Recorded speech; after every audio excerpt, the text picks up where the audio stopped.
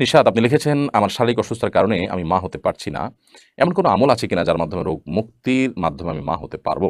দেখুন বোন, সব অসম্ভবকে সম্ভব করার জন্য আল্লাহর রাব্বুল কাছে কায় মনোবাক্যে চোখের পানি ফেলে দোয়া করতে থাকা উচিত অনবরত। বিশেষ করে দোয়া কবুলের সময়গুলোতে ৫ ওয়াক্ত সালাতের পর, আসরের পর, তাহাজ্জুদের সময়, আরো বৃষ্টির সময় দোয়া কবুল হয়। এরকম দোয়া কবুলের জায়গাগুলোতে বিশেষভাবে দোয়া কবুলের ব্যাপারে সচেষ্ট থাকা উচিত। এর বাইরে আল্লাহর কাছে সাদাকা করা, দুরুদ এবং ইস্তেগফারের আমল করা, দোয়া ইউনুস করা এবং ইব্রাহিম সালাম এবং জাকারিয়া সালাম দুজন নবী আল্লাহ তাআলার বার্ধক্য বয়সে আল্লাহ তাআলার কাছে সন্তান পেয়েছেন যে দোয়া করে, সেই দোয়াগুলো আপনি করতে পারেন। রব্বি হাবলি মিনাস সলিহিন, রব্বি লা তাদারনি ফারদা ওয়া আনতা খায়রুল ওয়ারিসিন। এই দোয়াগুলো আপনি পড়তে পারেন এবং আল্লাহ তাআলার কাছে আপনি পরিপূর্ণ মনোনিবেশ করবেন। কিন্তু আপনার মানসিকভাবে প্রস্তুতি থাকা উচিত, যদি আল্লাহ তাআলা আমাকে সন্তান না দেন তাহলে এর মধ্যে আমার কল্যাণ আছে এবং সেটাকে আমি মেনে নিব মানসিকভাবে। সেই সদিচ্ছা আপনার থাকতে হবে। আল্লাহ তাআলা আপনার প্রতি রহম করুক, আমরা দোয়া করছি। রাহিমা খাতুন লিখেছেন, শবে মেরাজের রোজা কয়টা রাখতে হবে? আর কত তারিখে রাখতে হবে? বলবেন দয়া করে।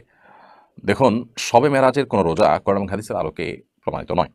নবী করিম সাল্লাল্লাহু আলাইহি ওয়াসাল্লাম মেরাজ হয়েছে সত্য, কিন্তু কোন তারিখে মেরাজ হয়েছে প্রথমত এই বিষয়টি চূড়ান্ত নয়। এই বিষয়ে যথেষ্ট মতপার্থক্য আছে। দ্বিতীয়ত, নবী করিম সাল্লাল্লাহু আলাইহি ওয়াসাল্লামের মেরাজের দিবস বা মেরাজের রজনীকে কেন্দ্র করে বিশেষ কোনো আমল, সেটা রাত জেগে ইবাদত হোক, দিনের রোজা হোক, মেরাজের দিবসের রোজা, সাথে রজব হিসাবে এরকম কোনো কথা কোরআন অথবা হাদিসের কোথাও বর্ণিত হয়নি, প্রমাণিত নয়। যার কারণে মেরাজের রোজা বলতে কোনো বিষয় কোরআন এবং হাদিসের আলোকে অথেন্টিক না। আমরা মেরাজ থেকে শিক্ষা গ্রহণ করব। নবী সাল্লাল্লাহু আলাইহি ওয়াসাল্লাম মেরাজ থেকে সালাত আদায় ৫ ওয়াক্ত, আল্লাহ তাআলার অনেকগুলো আদেশ নিষেধ, অনেকগুলো সতর্ক বা কি করণ তিনি এনেছেন, সেই জিনিসগুলো আমরা নিয়ে আসবো ইনশাআল্লাহ তাআলা।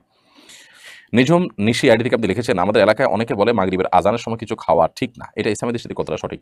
মাগরিবের আজানের সময় কোনো কিছু খাওয়া ঠিক না, এরকম কোনো কথা কোরআন হাদিসে কোথাও বলা হয়নি। এটা একেবারেই কুসংস্কারের জন্য বিশ্বাস। দিন এবং রাত ২৪ ঘন্টার ভিতরে এমন কোনো সময় নেই যে সময়টাতে খাওয়ার ব্যাপারে শরীয়তের কোনো বিধিনিষেধ আরোপ করা হয়েছে যে এই সময় খাওয়া ঠিক না, এই সময় খাওয়া ভালো না। ঘুমের ব্যাপারে বলা হয়েছে মাগরিবের পরে ঘুমানো ভালো নয় এশার আগে। নবী সাল্লাল্লাহু আলাইহি ওয়াসাল্লাম এই সময়ের ঘুমটাকে অপছন্দ করতেন। এটি এশার নামাজকে রিস্কের মধ্যে ফেলে দিতে পারে, সেটি ভিন্ন বিষয়। বাট এর বাইরে আপনার আ এশার মাগরিবের সময় খানা খাওয়া নিষেধ, পান করা নিষেধ, এরকম কোনো কথা কোন হাদিসে বলা হয়নি। হামিদুল হক আপনি লিখেছেন, বউ ও শাশুড়ির দীর্ঘদিনের মনোমালিন্যের জের ধরে ছেলের বউ একদিন শাশুড়ির মাথায় আঘাত করে। যার ফলে শাশুড়ি শপথ করেন, আমার মৃত্যুর পর তাকে আমার মৃত্যু মুখ দেখালে আমার বেহেশত হারাম হোক। এখন বউ মৃত শাশুড়ির চেহারা দেখতে পারবে কিনা? আ প্রথম কথা হলো যে ২ জনই জীবিত আছেন। প্রশ্ন থেকে বোঝা যাচ্ছে। তাহলে শাশুড়ির হাতে পায়ে ধরে হোক, যেভাবে হোক স্ত্রী মাপ চেয়ে নিবেন। কারণ এই আঘাতের জন্য কিয়ামতের ময়দানে তার বিচারের মুখোমুখি হতে হবে। শাশুড়ির মৃত্যুর পর তার চেহারা তিনি দেখলে কি হবে, না দেখলে কি হবে? উভয়ের জন্য এখানে কল্যাণ অকল্যাণের কোনো বিষয় নেই। বরং আ শাশুড়ির যে হক নষ্ট করেছেন সেটা তিনি মাফ না করলে সেটার জন্য কিয়ামতের ময়দানে তার জাহান্নামে যেতে হতে পারে। বিধায় যেই বিষয়টা নিয়ে আমাদের ফোকাস করা উচিত, যে বিষয়টা নিয়ে আমাদের অরিড হওয়া উচিত, সেটা নিয়ে আমরা অরিড না হয়ে অন্য বিষয় নিয়ে অরিড হচ্ছি। আমাদের কাছে এগুলো অনেক বড়। কারণ মৃত্যুর পর কেউ চেহারা দেখলে কি না দেখলে কি, কিছু আসে যায় না। অতএব এখানে বৌমার উচিত শাশুড়িকে যেকোনো মূল্যে তার কাছ থেকে ক্ষমা আদায় করে নেওয়া।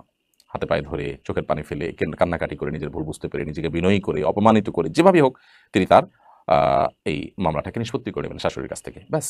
সেক্ষেত্রে তো আর কোনো কথা থাকে না। সেক্ষেত্রে তো তিনি তার বৌমার তো শাশুড়ির মুখ দেখতেই পারেন মৃত্যুর পর। সেক্ষেত্রে তার বৌমার শাশুড়ির জেদ থাকছে না।